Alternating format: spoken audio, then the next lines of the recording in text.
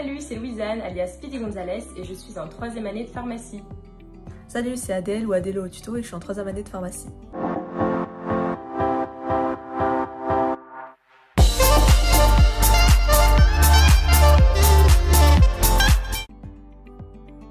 Alors l'USP 4, c'est la spécialité qui permet de rejoindre la filière pharmacie.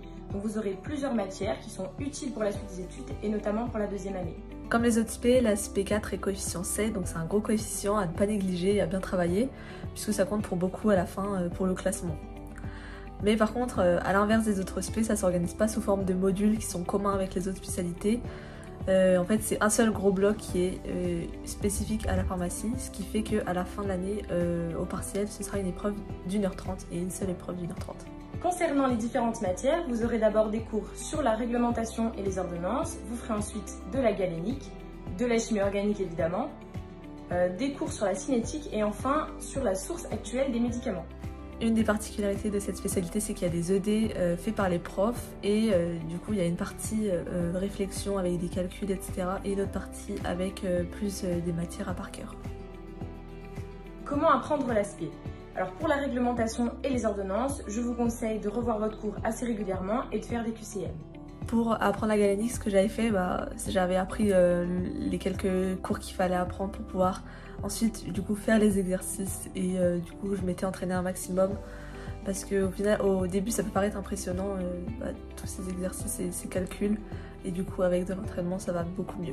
En chimie organique, personnellement j'ai fait des fiches, mais cette année vous n'aurez même pas besoin d'en faire puisqu'avec le guide de la chimie organique on va les faire pour vous. Sinon je vous conseille de refaire les ED et les exercices du taux. Et n'hésitez pas à aller revoir les bases du S1 si vous en avez besoin. Pour apprendre la cinétique, ce que j'avais fait, c'est pareil, comme en galénique, j'avais un petit peu appris le cours et puis pour avoir les notions nécessaires pour pouvoir faire les exercices. Et puis après, je continue de m'entraîner un maximum sans trop revoir le cours parce que c'était pas trop nécessaire. Enfin, pour la source actuelle des médicaments, revoyez votre cours régulièrement et vous pouvez éventuellement faire des fiches avec le nom commun, le nom latin, la structure de la molécule, la famille du composé, les indications et les noms de spécialité. Globalement, ce que j'avais fait, c'est j'apprenais régulièrement pour pouvoir suivre en ED, pour pouvoir poser des questions si j'en avais. Et du coup, ça me permettait de voir en ED si j'avais tout bien compris et si j'avais besoin de repasser sur certaines notions parce que j'avais mal compris. Au moins, ça me permettait d'être claire sur ce que je devais apprendre. Et vous avez de la chance puisque contrairement aux autres spécialités, les cours de l'USP 4 ils sont répartis tout au long du semestre. Donc ça vous permet d'avoir du temps à la fin pour vous focaliser sur les cours du tronc commun. Donc une fois qu'on avait fait quand même pas mal de cours, ce que je faisais, c'est que je faisais les partiels blancs des années précédentes. Et du coup ça me permettait de revoir toutes les notions et du coup ça me permettait d'une part de voir où est-ce que j'avais encore, où est-ce que je faisais des erreurs, où est-ce que j'avais des difficultés. Et ça me permettait de gérer mon temps du coup pour voir où est-ce que je prenais trop de temps pour faire les QCM ou alors où est-ce que je pouvais en gagner, etc. Et du coup ça me permettait d'être plus efficace à la fin. Et après sinon globalement ce que je faisais c'était refaire les ED des profs pour voir ce qui était attendu, pour voir que je savais bien refaire ce que j'arrivais à faire tout au long de l'année, si j'arrivais bien à le faire à la fin de l'année, que j'avais pas oublié comment faire, etc. Les essentiels pour réussir, alors il n'y a pas de secret, il faut s'entraîner régulièrement, faire des exercices et au moins ça change un peu des matières à par cœur. Donc comme on l'a dit, il y a quand même pas mal d'exercices et pas mal de calculs, mais le problème c'est qu'il n'y a pas les cours au partiel et il n'y a pas la calculatrice non plus. Du coup il faut apprendre les quelques formules qu'il faut savoir, il n'y en a pas beaucoup, c'est pas des grosses formules, et il faut du coup savoir faire quelques calculs à la main ou quelques calculs de tête, sachant qu'au partiel les profs souvent donnent des aides au calcul. Par exemple, ils vont vous donner les valeurs des logarithmes, etc. Mais ce ne sera pas forcément suffisant, du coup il faut bien s'entraîner à faire les calculs pour être plus rapide le jour de l'examen. Donc un petit conseil, ne négligez pas la chimie organique.